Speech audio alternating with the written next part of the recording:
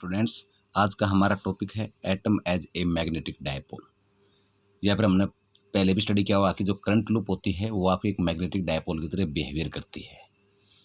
यहाँ पर हम बोल सकते हैं कि magnetic dipole movement of A revolving electron, की कोई भी इलेक्ट्रॉन जो आपका न्यूक्लियस के अराउंड में रिवॉल्व कर रहा है वो मैग्नेटिक डायपोल मूवमेंट आपका क्रिएट कर रहा है। तो आज का हमारा टॉपिक है इसके ऊपर बेस्ड। तो हम जानते हैं कि हर एटम के अंदर जो इलेक्ट्रॉन है आपके न्यूक्लियस के अराउंड में रिवॉल्व करते हैं। अगर इलेक्ट्रॉन आपका रिवॉल्व कर रहा है तो वो करंट लूप की तरह बिहेवियर करेगा। फिर इसका ये बात तो क्लियर है, तो उसका कुछ न कुछ डायपोल मूवमेंट जरूर होगा, जिसको आप बोलते हैं which has a definite magnetic dipole movement. अगर इलेक्ट्रॉन आपका एंटी क्लॉकवाइज फ्लो कर रहा है तो करंट आपका क्लॉकवाइज करेगा। तो उस स्टेज के ऊपर जो आपके लूप है उसका एक फेस, यानी जिसको आप अपर फेस बोलते हैं, वो आपका साउथ पोल की तरह बिहेवियर करना स्टार्ट कर देगा। जो लोअर फेस है आपका वो नॉर्थ की तरह बिहेवियर करना स्टार्ट कर देगा। और अगर एक पोल साउथ की तरह और एक पोल नॉर्थ की तरह बिहेवियर कर रहा है तो हम कह सकते हैं कि ये जो एटम है एक वो मैग्नेटिक डायपोल की तरह से बिहेवियर करता है। अगर कोई इलेक्ट्रॉन इस तरह से न्यूक्लियस के अराउंड में सपोज करो आप एंटी क्लॉकवाइज कर रहा है, इस डायरेक्शन के अंदर वो रोटेट कर रहा है, तो जो करंट प्रोड्यूस्ड होगा वो आपका क्लॉकवाइज डायरेक्शन के अंदर हो जाएगा। तो उस स्टेज के ऊपर हम देख रहे हैं कि ये इलेक्ट्रॉन इस तरह से, ये इलेक्ट्रॉन आपका यूं रिवॉल्व कर रहा है। रिवॉल्विंग इलेक्ट्रॉन तो एंगुलर मोमेंटम तो होगा ही होगा इसका, तो ये एल इसका एंगुलर मोमेंटम है आपका। अब इस स्टेज में बात करते हैं तो कुछ ना कुछ डिफरेंट, तो इसको हम आर डिस्टेंस भी दिखा सकते हैं यहाँ से यहाँ तक। तो मेन चीज़ क्या हुई कि कोई भी जब इलेक्ट्रॉन न्यूक्लियस के राउंड में रिवॉल्व कर रहा है आपका, तो उस स्टेज पे क्या होगा कि रिवॉल्विंग इलेक्ट्रॉन जो है एक लूप ऑफ करंट की तरह बिहेवियर करेगा, जिसका डेफिनेट मैग्नेटिक डायपोल मूवमेंट होगा।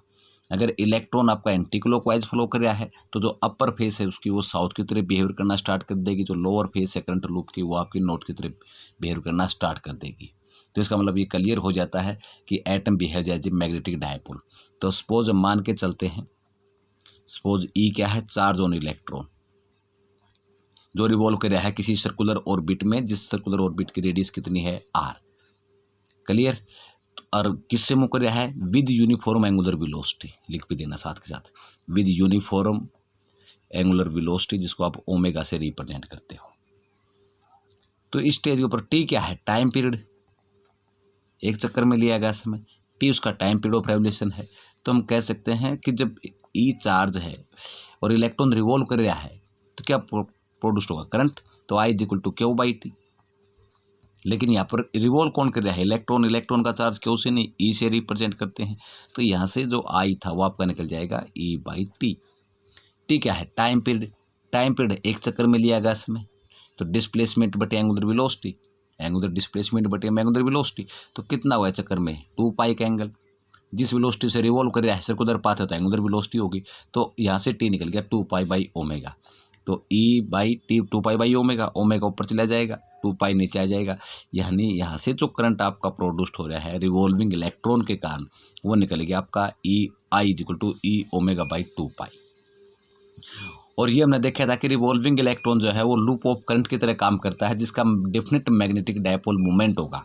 अगर डेफिनेट मैग्नेटिक डायपोल मूवमेंट है तो मान चलते हैं if m is the magnetic dipole movement, तो एम मैग्नेटिक डायपोल मूवमेंट है, तो रिलेशन क्या था आपका, m is equal to I into में ए।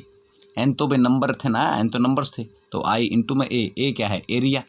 तो एरिया को आप तोड़ सकते हो क्योंकि एम हमने पढ़ा था ना एन ए आई के बराबर, और एन के अगर वैल्यू 1 हो, अगर एक इलेक्ट्रॉन आपका रिवॉल्व कर रहा है तो ए इंटू में आई। अब यहाँ से जो ए है, ए एरिया है, तो एरिया को आप तोड़ सकते हो, A is equal to pi R square, circular path है इसका ही, तो M is equal to I into pi R square. Area को हमने पाई आर स्क्वेयर में ब्रेकअप कर लिया, तोड़ दिया इसको, तो एम की वैल्यू आपके पास निकल गई ये आई इंटू में पाई इंटू में आर का स्क्वेयर। अब हम इस टॉपिक क्या करते हैं कि जो बोहर्स थ्योरी है वो अप्लाई करेंगे हम इसके ऊपर। तो अकॉर्डिंग टू बोहर्स थ्योरी के अकॉर्डिंग जो एंगुलर मोमेंटम है एल आपका, एंगुलर मोमेंटम आपने पता है लीनियर मोमेंटम इंटू में परपेंडिकुलर डिस्टेंस, और लीनियर मोमेंटम होगा आपका p is equal to mass into velocity. तो यहाँ से निकल जाएगा L is equal to m v into r, m v into are.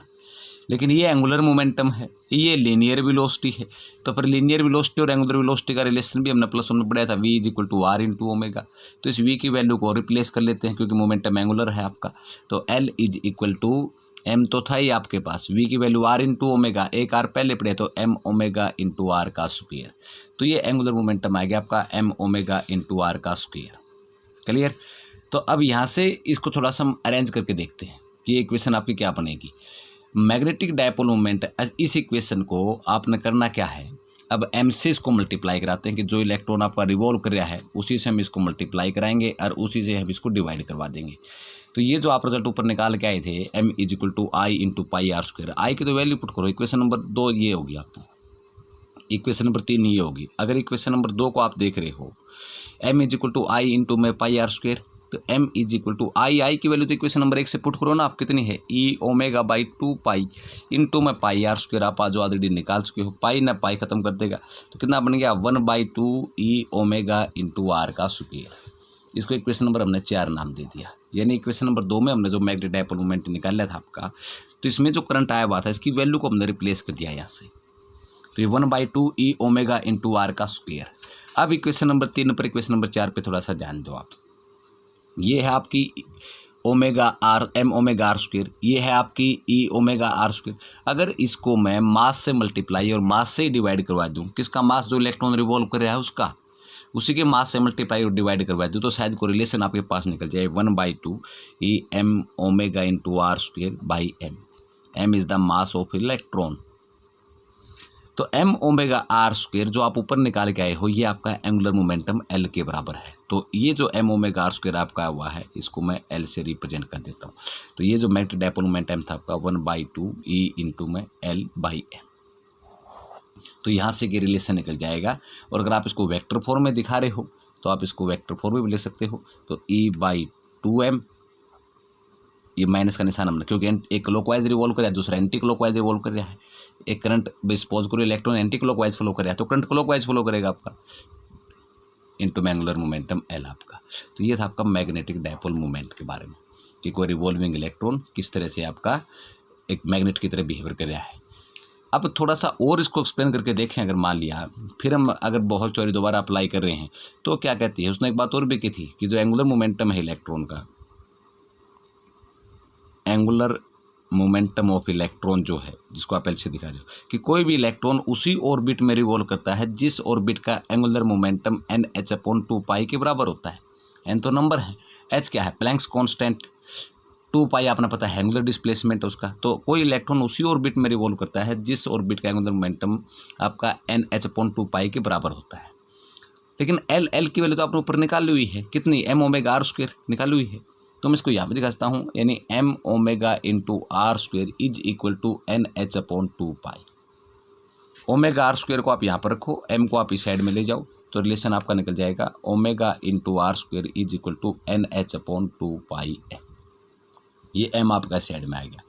तो अब जो इक्वेशन आपने निकाली हुई थी उस इक्वेशन के अंदर आप ये वैल्यू पुट कर लो, जो ऊपर इक्वेशन हमने निकाली हुई है उस इक्वेशन में। अगर ये, क्योंकि ω/r² आया हुआ है इक्वेशन नंबर 4 में, इस ω/r² की जगह है आप इस ω/r² की वैल्यू रिप्लेस कर लो। अगर सपोज करो ये इक्वेशन नंबर आपकी 5 होगी, तो फिर equation using equation 5 equation 4 becomes, तो फिर इक्वेशन अब क्या बनेगी आपके पास, तो ये निकल जाएगी m = e/2 × nh/2πm।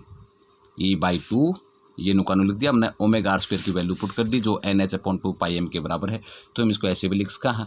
तो 2 कितना आ गया 4, तो NEH/4πm।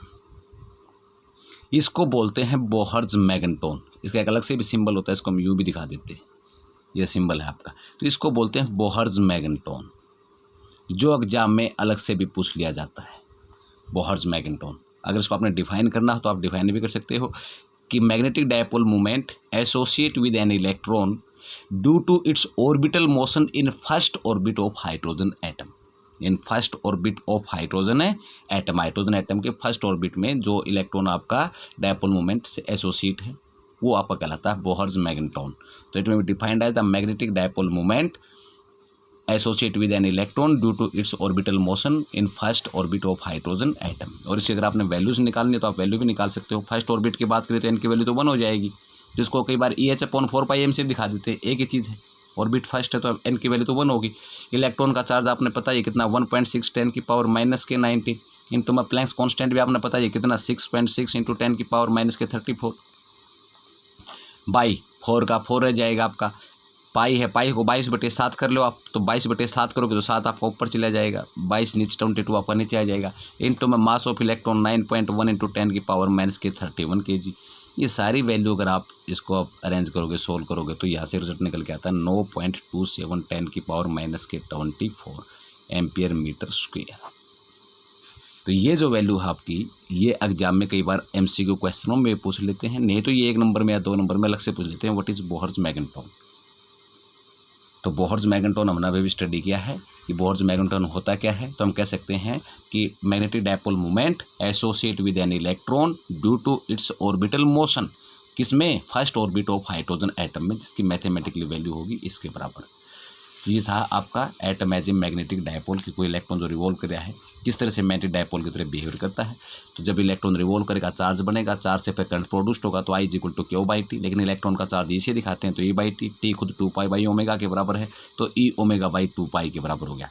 तो करंट तो हमने निकाल दिया, इतना करंट वो प्रोड्यूस कर रहा है रिवॉल्विंग इलेक्ट्रॉन, जिसके कारण उस करंट लूप का एक फेस साउथ की तरह बिहेवियर कर रहा था, दूसरा फेस नॉर्थ की तरह बिहेवियर कर रहा है। मैग्नेटिक डायपोल मूवमेंट आपने पता है NAI, N की वैल्यू 1 पुट कर दी तो A इंटू में I, एरिया πr², क्योंकि सर्कुलर पाथ है आपका। तो इस I की जगह वैल्यू अगर आप रिप्लेस कर दोगे तो ये वैल्यू मैंने रिप्लेस कर दी यहाँ पर, तो रिजल्ट आ जाएगा 1/2 E इंटू ω/r का स्क्वायर।